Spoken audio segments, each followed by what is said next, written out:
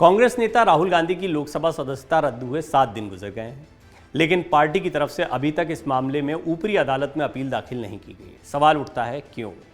ये एक बड़ा सवाल है। क्या कांग्रेस पार्टी को इससे फायदा मिल रहा है? क्या कांग्रेस इस मुद्दे को अभी और गरमाना चाहती है? क्या कांग्रेस चाहती ही नहीं है कि इस मामले में हायर कोर्ट में जाकर जल्दबाजी में इस सज़ा को ख़त्म करवाया जाए या इसके लिए प्रयास किए जाएं?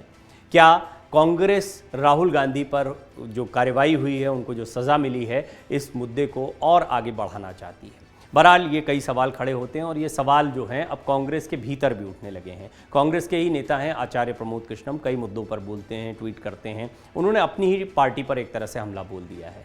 उन्होंने कहा कि कांग्रेस अपने सबसे बड़े नेता के लिए एक सप्ताह में अदालत में एक अपील भी दाखिल नहीं कर सकी है।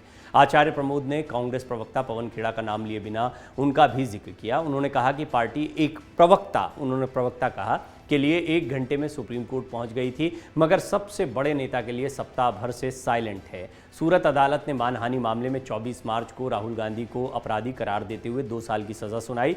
इस फैसले के बाद लोकसभा सचिवालय ने राहुल गांधी की संसद सदस्यता रद्द कर दी। जनप्रतिनिधि कानून के अनुसार यदि सांसदों एवं विधायकों को किसी भी मामले में 2 वर्ष या उससे ज़्यादा की सजा होती है तो उनकी सदस्यता संसद और विधानसभा से रद्द हो जाती है।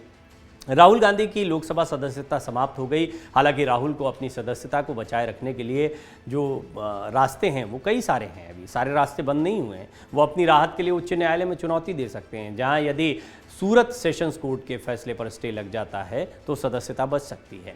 उच्च न्यायालय यदि स्टे नहीं देता है तो फिर सर्वोच्च न्यायालय का दरवाज़ा खटखटाना होगा। ऐसे में सर्वोच्च न्यायालय से यदि स्टे प्राप्त हो जाता है तो भी उनकी सदस्यता बच सकती है। मगर यदि ऊपरी कोर्ट से उन्हें राहत नहीं मिलती है तो राहुल गांधी 8 वर्ष तक कोई चुनाव नहीं लड़ पाएंगे। राहुल गांधी 2019 में वायनाड से सांसद चुने गए थे। अब पवन खेड़ा की गिरफ्तारी और जमानत का मामला क्या है वो भी समझ लीजिए, क्योंकि यहाँ पर आचार्य प्रमोद कृष्णम जो हैं वो पवन खेड़ा का जिक्र प्रवक्ता कहते हुए कर रहे हैं कि प्रवक्ता के लिए तो 1 दिन में ही चले गए, सर्वोच्च नेता के लिए नहीं जा रहे हैं। 7 दिन हो गए हैं। इसकी वजह क्या है? दरअसल 23 फरवरी को कांग्रेस नेता पवन खेड़ा को दिल्ली एयरपोर्ट से गिरफ्तार किया गया था। कांग्रेस नेताओं के साथ रायपुर में होने वाले कांग्रेस अधिवेशन में शामिल होने के लिए इंडिगो की फ्लाइट से वो रवाना होने वाले थे। तभी दिल्ली पुलिस ने उन्हें फ्लाइट से उतारकर हिरासत में ले लिया था। इसके विरोध में कांग्रेस ने भारी विरोध प्रदर्शन किया था। कांग्रेस नेता पवन खेड़ा की गिरफ्तारी के विरोध में एयरपोर्ट पर ही धरने पर बैठ गए थे कांग्रेस के नेता। हालांकि थोड़ी देर बाद ही सुप्रीम कोर्ट से पवन खेड़ा को जमानत मिल गई थी। कांग्रेस प्रवक्ता पवन खेड़ा ने एक प्रेस कॉन्फ्रेंस के दौरान पीएम को गौतम दास मोदी कह दिया था, तो ये भी एक बड़ा गंभीर मसला था।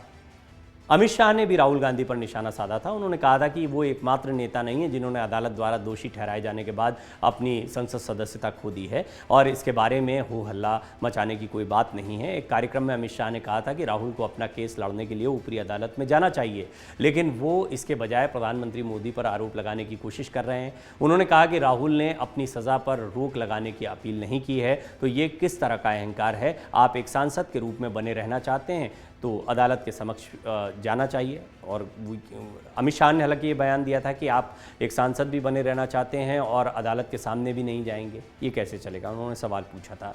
सूरत कोर्ट ने 2 साल की सज़ा राहुल गांधी को सुनाई है। 2019 लोकसभा चुनाव के समय का ये बयान है और इस मामले में सूरत की कोर्ट ने राहुल को 15,000 रुपये के निजी मुचलके पर जमानत भी दे दी। सज़ा को 30 दिन के लिए सस्पेंड भी किया गया था। इस दौरान राहुल गांधी ऊपरी अदालत में सज़ा को चुनौती दे सकते हैं। कोर्ट ने अपने 170 पेज के फैसले में कहा कि आरोपी खुद सांसद यानी संसद सदस्य हैं और सुप्रीम कोर्ट की सलाह के बाद भी आचरण में कोई बदलाव नहीं आया है। कोर्ट ने फैसले में कहा, आरोपी ने अपने भाषण में प्रधानमंत्री नरेंद्र मोदी और उनके सरनेम को लेकर देश के आर्थिक अपराधी जैसे नीरव मोदी, ललित मोदी, मेहुल चोकसी और विजय माल्या से उनकी तुलना की। आरोपी यहां अपना भाषण रोक भी सकता था और इन्हीं लोगों की भाषण में चर्चा कर सकता था, लेकिन आरोपी ने इरादे के साथ मोदी सरनेम वाले या वालों का अपमान करने के लिए अपने भाषण में कहा, सभी चोरों के सरनेम मोदी क्यों होते हैं। तो ये फैसला था और गुजराती में था, इसको ट्रांसलेट करने में समय लग रहा है, ये पक्ष रखा गया था।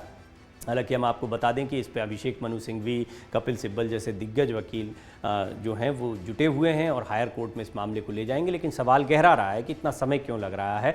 समय का कारण पहले बताया गया था कि गुजराती में फैसला आया है, इसको इंग्लिश में ट्रांसलेट कराया जा रहा है क्योंकि हायर कोर्ट में इंग्लिश में ही इसको जमा करवाया, लेकिन इतना समय लगना ये किसी को भी पच नहीं रहा है। तो ऐसा माना जा रहा है कि क्या ये कांग्रेस की रणनीति है और कांग्रेस को इसका फ़ायदा मिल रहा है, कांग्रेस इस मामले को लंबा खींचना चाहती है। आपकी राय क्या है? आप अपनी राय भी रखें। अमर उजाला अब आपके टीवी पर भी। अपने स्मार्ट टीवी पर YouTube पर सर्च करें अमर उजाला, चैनल सब्सक्राइब करें और देखें ताजा खबरें, वो भी HD क्वालिटी में। और हाँ, बेल आइकन दबाना ना भूलें ताकि हर खबर हो आपके घर। अमर उजाला, निष्पक्ष, निर्भीक, निरंतर।